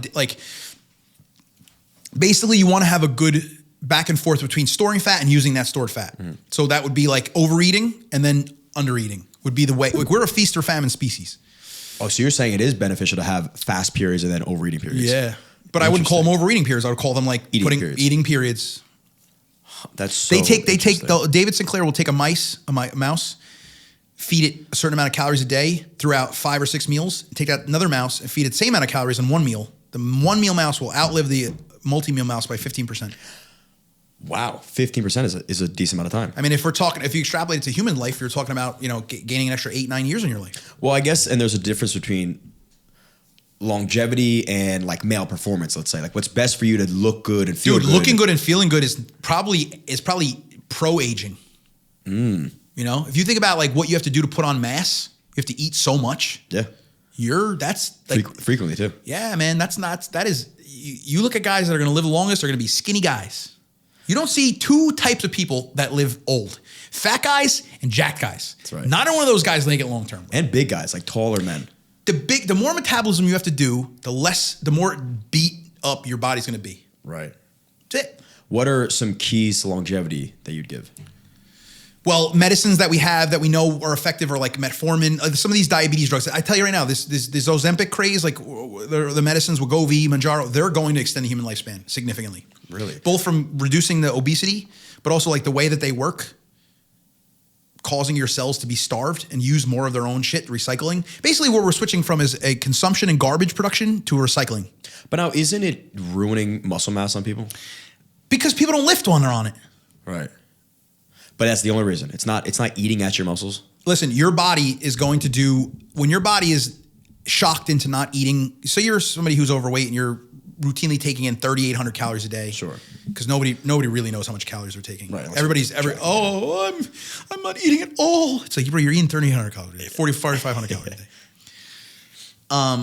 And partly because our food is so processed that like very little amounts are like packed with calories. But anyway, you take somebody who's doing, and you cut them down to 1,000 calories a day because they're on medicine now, and they're happy doing it because they're not hungry. Their brain's gonna be, what the fuck is going on here? Yeah. So you're gonna start going into like starvation salvage mode, which is like the body fat stays. That is the Alamo. We're gonna eat everything else first. Okay. So the muscles first, because it's like I don't know when food's gonna be around again, so I can give up the muscle. before I give up the fat because I want to save that. So fat breakdown actually is hindered initially until you fix that signal by going to the where. Where could you go that would tell your brain that you need that muscle? Leave it alone. The gym. Yeah. Understood. Okay, so I tell my people, you want to maintain your lean mass while you're on these medications. Take protein, go to the gym. Very interesting. That's it. So assuming you're sedentary and you're not on Ozempic, will your body always burn fat before muscle before fat? Not always. There is a massive shift in if you drop your calories and look, man, 3,500 calories in a pound of body fat, right? So if you drop 500 a day in 7 days, you lose 1 pound. Yeah. That would be nice and slow. But now people don't want to lose 4 pounds a month. No. So that speed would probably, there's also other things about your heart rate and whether you're taking an oxygen, all this other stuff. But the truth of the matter is this: if you are on the whole, if you're losing weight fast, especially early on, you shock your body, your brain's gonna be like, oh my God, something's wrong. I'm starving. We need to go. We need to save. But these people look. They're so pumped to have the scale drop. They don't give a shit what it is. Yeah. They don't care. And at a certain obesity point, it doesn't. No, it doesn't. It's like, listen, you just did a bulk and now you're doing a cut, right? Yeah. I'm doing the opposite. I was like, I can't afford to put on muscle and wait around. I'm tired of being fat. So I'm going to lose it first, and then I'll get down to the shriveled version of me, and then I'll gain weight. Right. But I'm doing it in the reverse. But most times it would be beneficial to do it like you did, which is to gain size and lean mass, and then shave down so you can look better. But when you're unhealthy and overweight, the answer is to get down to a healthy weight. Lose weight, right? Yeah, lose weight fast. Let's assume me taking my lifestyle, my habits, I started taking Ozempic. What would happen? You'd have a rough time maintaining your body mass. Real rough time. Why? Because you're a bigger guy. Your lean muscle mass is highly caloric. You're gonna have a real rough time taking enough calories to maintain your size. Yeah, I would feel sick. I'm assuming you would just be you would see yourself shriveling up. Wow. You'd have to maintain this stuff. If you don't use it, you lose it. Is the number one key with muscle, man. I mean, every time you've ever taken a week off, you're like, fuck, where'd all the strength go? Yeah. So, it depends. Sometimes it's advantageous if you needed the recovery. The recovery is important, but we're talking about an interruption from something you didn't expect or something like that. Or you got sick and not eating as much. Yeah. I notice if I'm not eating, like you just said, if I drop my calories down to 1,000 calories a day right now, there's no way I'm able to work out. Which makes your 20s awesome, but it would prevent you from living to 110.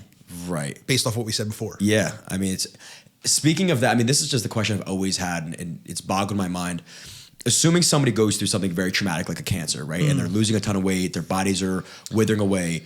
Why would they be taking some sort of TRT? Well, first of all, interesting that you asked that question because they're starting to recognize that sarcopenia, which is muscle mass loss, is a humongous prognostic indicator of cancer being bad. Right, and I don't want to cut you off, but no. I've heard like we talked about before, longevity, normally people are smaller individuals, but I also heard that the number one way to see if somebody's healthy or not is their muscle mass and if they're able to retain muscle. But listen, at the end of the day, I want to create this new political party called the Gray Party because the answer is always in the middle. Sure. Right? The answer is always in the middle. And the answer is always a sweet spot for that person. But we're talking about the difference between being jacked and being bodybuilder versus a skinny, scrawny dude. Right, and the skinny, scrawny dude could have, you don't want to be scrawny, but you want to have enough muscle on your body to pick up groceries and get off the couch. Where that's what we're talking about, with people who can't get up. I'm equating muscle mass to guys in the gym working out. Yeah, those guys are not healthy, man. I'm telling you, the WWE, whoever marries those guys, say to yourself, I'm getting a life insurance policy because this guy's not making it past 55. Yeah, it's a shame. But the answer is that I don't know if that might be helpful. I think it's definitely going to start to be something that people look at if they're injuring themselves. Like for instance, you tear an ACL, your quadricep goes flat. Yeah. But we're wondering But the other thing is, are these cancers respond? Like for instance, it would never be a good idea in breast cancer to take testosterone. Obviously, right. Because if that breast cancer is responsive to estrogen, you're gonna, prostate cancer, you're gonna grow that thing. It's like superfood. Yeah. So you got to make sure that's a line I wouldn't cross unless it was like highly controlled studies performed. Yeah, because you talk about the symptoms of having low test and what having testosterone does to you, just feeling overall healthy. You would assume it would make somebody that's going through chemotherapy and cancer feel better. I mean, that's actually a good question from my buddy Jordan. I'm going to talk to him about it because he's cut out of marble, little motherfucker. Oh, really? Yeah, but he's an oncologist in Pittsburgh, my buddy from residency, and him and I talk about this stuff all the time, human performance and stuff like that. And I don't know if that would be something, but I think at the end of the day, going through chemotherapy is just so fucking rough. I don't think there's anything that you're just trying to like hold on to your hair. That's my point. And, like, get through it, and then after the fact, it's like, okay, whatever we laid waste to, is there a role here for something to make me get back to where I was faster? Yeah. That might be a thing, but it would be that like. Cancer's so wild, man. Like it's a dangerous population to be like just throwing shit at the wall. Yeah. I mean, but I wouldn't know. I would assume that if you tested the testosterone levels of somebody going through chemo, they'd have to be tanked. Yeah. Yeah. You're like, I mean, we talked about inflammation being the enemy of testosterone production. I mean, chemotherapy is poison. You're just trying to give more poison to the tissue you don't want there. And like hoping the rest of it survives, meaning you. You said inflammation is the what to testosterone? Anti-testosterone. The anti-testosterone. So the enemy of testosterone. People with inflammatory autoimmune diseases, do you notice that? Yes. And why is that not studied more? That, okay, maybe we need to provide a chicken or the egg effect to these people. I think that testosterone is not studied as much as it's being studied now a lot. But I think it didn't get studied for a long time because it got a bad name because it was a performance-enhancing drug. Why is testosterone a controlled substance and estrogen is not? Woman goes through menopause. The first hot flash she gets, we're throwing fucking estrogen at her. Right. Meanwhile, a guy wants testosterone, he's got to jump through hoops. Because it's abused. Because one of which can make you, win the Olympic gold medal. Sure. Okay. Like what would be the benefit for a girl having a ton of estrogen in her body? I don't know, but I know for damn sure that we know that estrogen does indeed potentially lead to potential breast cancer risk. Right. Whereas testosterone does not increase the risk of prostate cancer. That's been debunked. So one is actually dangerous, and the other one's a controlled substance. And the other's not. Would you consider testosterone? United States government. Yeah. Would you consider testosterone safe? Yes, I would, but it just needs to be. It needs to be. Like you don't walk into like a med spa and get fucking juiced up. Yeah. It needs to be done with appropriate expectations, appropriate monitoring, and good medication adherence, lifestyle changes, etc. But yes, it's a very safe drug. It's important in its role in men's health. I think men have taken a beating lately. You know what I mean? Like we're kind of not, what we're going through, what we feel like, just not important to people anymore. Yeah. The whole being masculine is not it's fucking terrible. You know what I mean? Like, how did we get here? Are you kidding me? We built this whole fucking place. It's wild. And there's a lot to be said about that. And I think it feels like the tides are shifting a little bit back to like men need to become men. Yeah, again, I think there needs to be some recognition for like if you're in an office building, making a decision, right? In a corporate 500 company or whatever, sort of, S&P 500 company, you're only doing that because somebody built a road, built the building you're in, ran the electricity, ran the pipes. Dudes did all this with muscles, right? Right. Come on, man. Yeah. So your cushy job, where you're wearing a suit and all this other stuff was only made possible by dudes who use their fucking muscles to bang shit into other shit. You know what I mean? Do you think overall utilizing testosterone is I know there's obviously a balance, but utilizing testosterone, will that help you with an overall increase in your number, or is it like a use it or lose it type of thing? I'm sorry. Testosterone levels. So like if I'm, for example, sedentary, I don't use my testosterone in the gym or doing things like, manual labor. Will I eventually lose that? Is that why you think this generation has a lower number than, say, even, my dad's? I think that like using the rest of your body perpetuates increasing in testosterone production. Like you more that you send out a signal. It's not about use it or lose it. It's about if I don't need it, I don't get it. Do you see the difference? Yeah. Like if I don't use my body, my muscles. Sure. Then I will not send signals that I need testosterone to be produced. Right. And if I'm inflamed as a result of being sedentary and being overweight, I will also dampen the signal. You know what I mean? So I'm not like losing it as much as I'm not making it because my body's like, well, you don't need this shit, so we're not going to, it's not going to make it.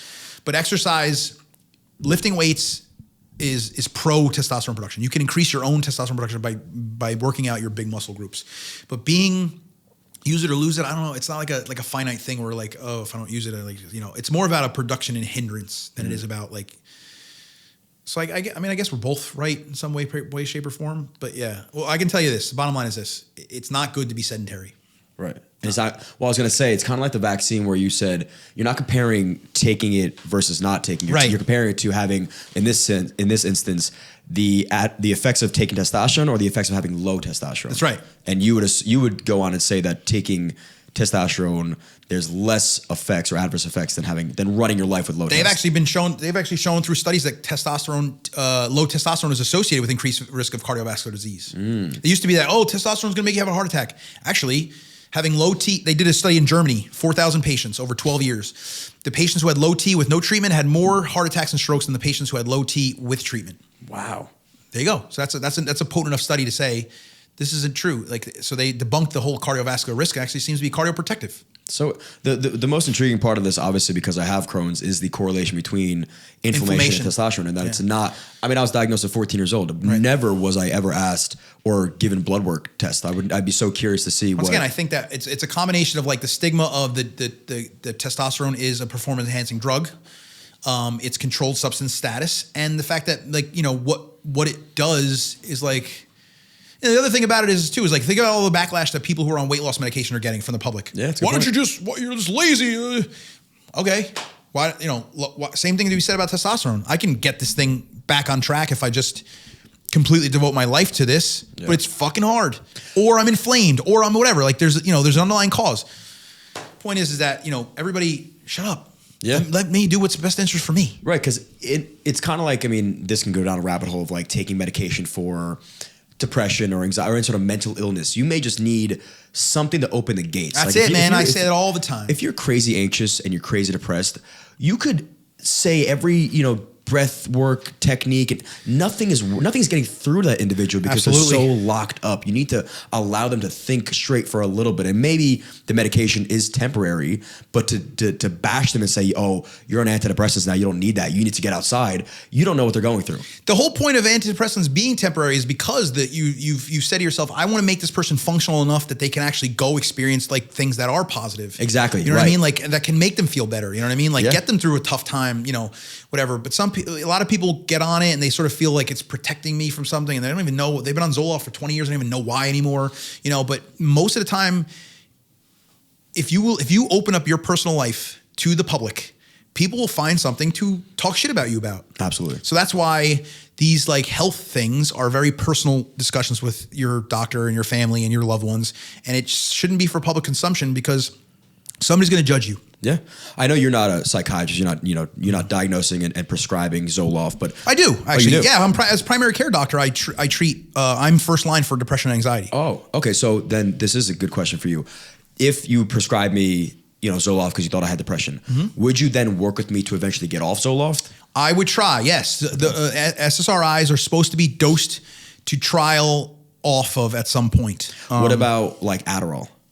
Adderall is probably more of a long-term thing because you're saying to yourself, like depression could be, if you have clinical depression from some sort of, unknown, we actually don't know why it happens because we were wrong about serotonin. It was proved recently that serotonin has nothing to do with depression. So serotonin reuptake inhibitors, why they work, we don't know. What about dopamine?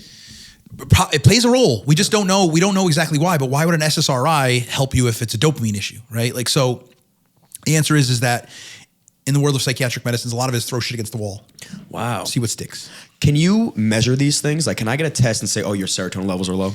Yeah, the answer reflexively is to say yes because they study this stuff. I just don't know if that's something we could like. Is there a number that says, oh, your level is I don't know.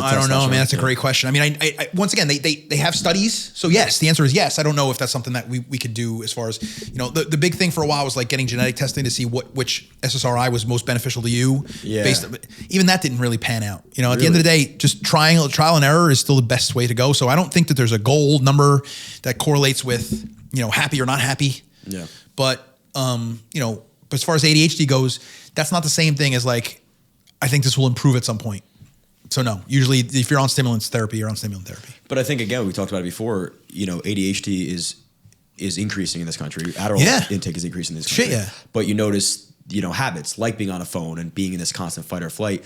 I would assume that if I came to you and said, hey, I have crazy ADHD, you'd probably say, what's your phone habits like? And if I said, I'm on my phone 9 hours a day like I am, you'd probably be like, all right, let's try to cut that in half. Yeah, you have ADHD, but it's self-inflicted. Correct. And I know that I have self-inflicted ADHD. I never had a crazy problem with focus and memory and things like that, but now I'm like a gnat, man. I can't focus on one thing for more than a minute, and then I'm off and I'm on something else. Because the most rewarding thing you can do is watch a TikTok that's 30 seconds long. Exactly. Dude, if the TikTok is 2 minutes long, I'm like, hold the right. I'm like, I have to speed through this. Yeah, I can't even watch a regular sped up. Because you know what the bigger reward is? Not what you're watching. What's next? Yeah. It's a fucking roulette wheel. Yep. It's a roulette wheel. They have it spinning for a reason. No idea what's coming next. I know. That's what it is. Yeah. Gambling. It's not about winning. It's about while the fucking wheel is spinning. I'm like, ah! That's why. And it's killing our attention spans. It's killing us. Yeah. I'm definitely working on a better habit of put it in the other room while you watch TV. Start with that, Johnny. Start with that. Start with, I'm going to put my phone in another room while I watch 1.5 hour show. I love podcasting for that reason. This is the first time in a long time that my phone has not been and I think I'm getting a parking ticket as we speak. I'll pay for it. No, that's all right. But yes, this is, but yeah, I mean, like I said, I'm into this new show and I'm like 3 episodes. I'm like, God, fuck it. You had your phone in your hand. Put it on the charger. Yeah. No, it's one of those things, again, you don't realize that it could be stemming, a lot of problems that you have could be stemming from this one thing. Yeah. It is. And that's why I said I've been reading more books, physical literature lately, because I'm like, I feel like my memory's improved. How many patients, and you don't give me a number, anecdotally, that you have treated for any sort of like autoimmunity have been helped with either hormone replacement or just like some sort of mental, I don't want to say like you put them on an antidepressant, but something that you said, hey, I don't think you have, because you said it to me, I don't think you have IBD. I think you have IBS, or I think it's triggered by something going on mentally. Yeah. How many people? Well, the gut has its own immune system that's governed by the same neurotransmitters as our brain is. Not immune system, its own nervous system. How many people? I'm going to give you a different answer. I've noticed that people with autoimmune diseases have gotten better with the weight loss medications. Really? Mounjaro, Zepbound, Wegovy, Ozempic. I'm seeing other doctors talk about it on Twitter and other groups that I'm in.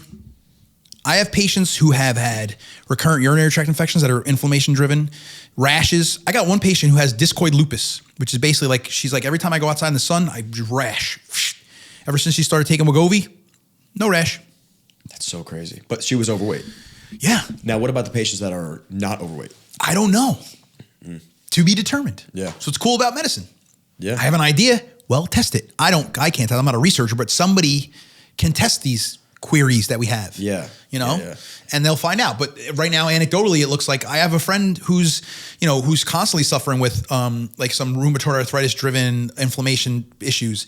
And she's been on the medication before, she lost a little bit. She was never overweight, but like she lost a little bit of weight. But like the real benefit was like, she's like, I haven't had a UTI in weeks, months. It's so insane.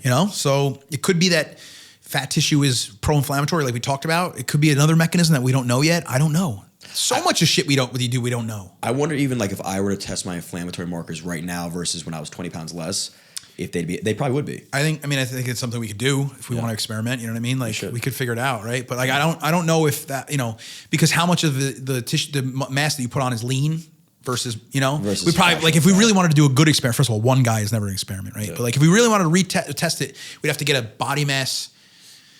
Like you'd have to gain 20 pounds of pure fat. Yeah. And then say, hey, we definitely increased our fat production, and then the inflammatory markers tracked. Sure. But the truth is, we don't need to do that because we know that fat releases like pro-inflammatory messengers. Is there a correlation between inflammation and muscle mass increase? It's anti-inflammation. Now, let me ask you a question. Have you had any Crohn symptoms since your bulk? I haven't. No, I rarely. We've talked about this for a while. So I was diagnosed at 14, struggled, and at the time, again, it was. I don't want to. I had for sure eating disorder, right? And I didn't know what to call it. I was a kid. But I swear to God, I remember vividly that if there was a piece of bread on the table, I would start feeling this fight or flight. I couldn't look at the bread. Yeah, because the association with what was going to happen if you ate it. If I scratched the piece of that bread, then tomorrow my symptoms, I'm gonna have to start tracking. Well, oh wait, I had that piece, or I touched that. It was to a point where I was drinking tree bark to like try to figure something out. Anything. I would do anything. And I remember when I was like 25 or so is when I started to get a little more faithful, and I kind of surrendered to whatever higher power. Started doing other treatments, and I haven't had a real bad. I mean, I went and got a colonoscopy last year, and the guy was like, "I don't even notice. I wouldn't even know you had Crohn's." Being religious is super psychoprotective. Correct. There's a ton of data that shows that people who have a spirituality have better emotional health. Yeah. So that may have been the fix. Yeah. And you know, I tell one time we were in the hospital rounding on a patient, and a lady came in. She had passed out in church. And they go, what do you think it was? Do you think it was, we went around each of the residents, and I'm going last. And they're like, what do you think? Well, I think she was dehydrated. Oh, I think maybe she had a heart rhythm issue. And I go, I think it was the Holy Ghost. Like, they're like, are you serious? I was making a joke, but like, why not? Like, if that's what she believes, right? And she felt the power of the Holy Spirit in her, she could have went down, My point is that it doesn't matter whether it's real or not. It's not important. What is important is do you believe it to be the case? Yeah. And I wouldn't call religion a placebo effect, but even it's not. We're not going to disrespect it by saying it's placebo. What we're saying is that reality is what you experience and what you believe. Exactly, and that's where I was so caught up. And I hate because I remember being in the Reddit groups and on YouTube and trying to find an answer to my problem. Right. And anytime I would read, "Oh, I just started believing in God," or "No, I just started praying and my symptoms went away," I was like, I was almost frustrated at them. How dare you belittle what I have and say all I had to do is pray this it has away. To be treated by a chemical in the form of a pill. Exactly, right? I'm doing all this work with my diet and whatever, and nothing seemed to work. And then finally the day where days would kind of stack up where I would say, you know what, fuck it. I'm going to go off my diet. I'm going to go drink, have a good time. Yeah. And I don't care what my symptoms are like the next day.